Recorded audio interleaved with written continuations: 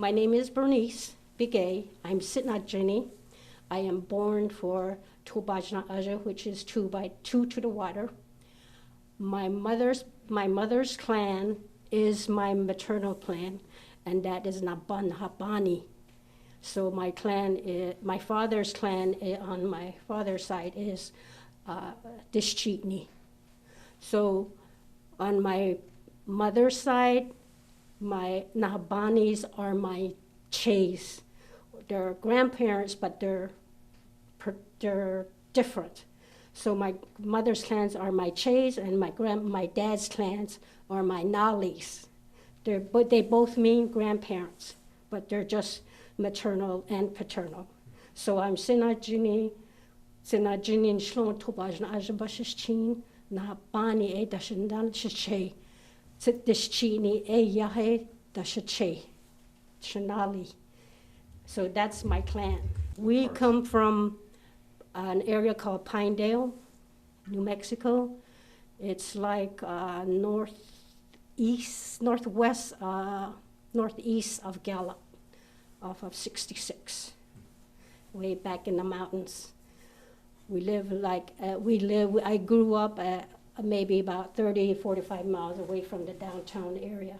So whenever we had to make a trip to go buy groceries or clothing or food, that's where we went. A long time ago, when I was growing up, we had wagons. So they would take the wagon and go down to, by Route 66, you just park your wagon there and go downtown. Then you come back, get back in your wagon and go back up, because they didn't have paved roads then. Came on the relocation program back in '74. At the time they were offering programs to Native Americans to go into, there were 8 sections of the relocation programs where they could go. And it just happened that my older sister, Sarah, she said, we were coming from the hospital one time, and she said, we were passing the Bureau of Indian Affairs, and she said, hey, Bernice, you should sign up for the BIA program. And I said, what is that? And she said, they'll send you to school. You can get any kind of diploma, degree you want. You can go to any place you want, and they'll pay for everything. They'll get you room and board, and they'll put you in school. They'll pay for all your supplies, school supplies and everything. And then they'll pay you money each week. So I said, okay. So we drove over to the Bureau of Indian Affairs. I went in there and I told him I wanted to sign up. And he said, okay, where do you want to go? And my first choice was Los Angeles. I said, I'll go to Los Angeles. We had 8 choices. So he said, well, there's a waiting list and you might have to wait for a whole year.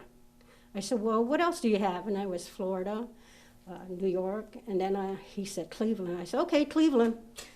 And then he said, if you go to Cleveland, you can leave real soon. So I said, okay, I'll go to Cleveland. When can I leave? Whenever you want to. I said, okay, what about tomorrow? He was like, really? And I said, yeah. So the next day, he did all my paperwork for me, and he said, we're going to have to see if they, who approves you, which college. So I applied to Dyke College. Dyke College said, okay. So the next day he called me and he said, hey, you're going to Dyke College, you're going to Cleveland. I was like, all right.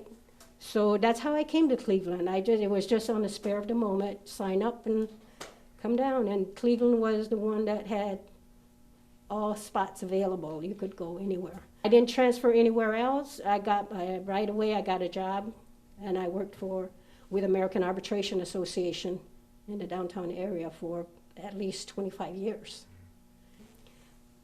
And I didn't really know racism until until I met people in the community. I started doing a lot of activities with them, like going to bowling, doing arts and craft at the Cleveland American Indian Center at the time, just going on trips. And then we were demonstrating against the name and the logo. And we started at the Cleveland Stadium, which was right there, the the football stadium. I'm old enough to remember That Municipal one, Stadium. before it was Brown rebuilt, Stadium, yeah. And then we used to be outside of there demonstrating for a long time. We've been demonstrating for years and years, and then they moved to Jacobs Field over there, the new building, separated from the stadium. So then it went that way.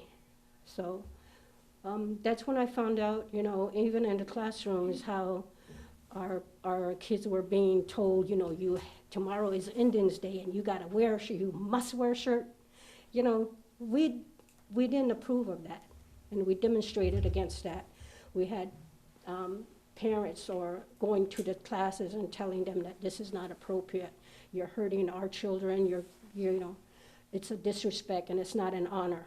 And the kids some of them didn't go to school, some of them went to school but didn't wear it. But, you know, those are a lot of the areas where, you know, I never knew it existed because we never were taught that back home, or we never even saw it. Well, I never even saw it because it was never really demonstrated at all until we all went away into the city to see it. So now everybody is intermarrying and everybody is one of something.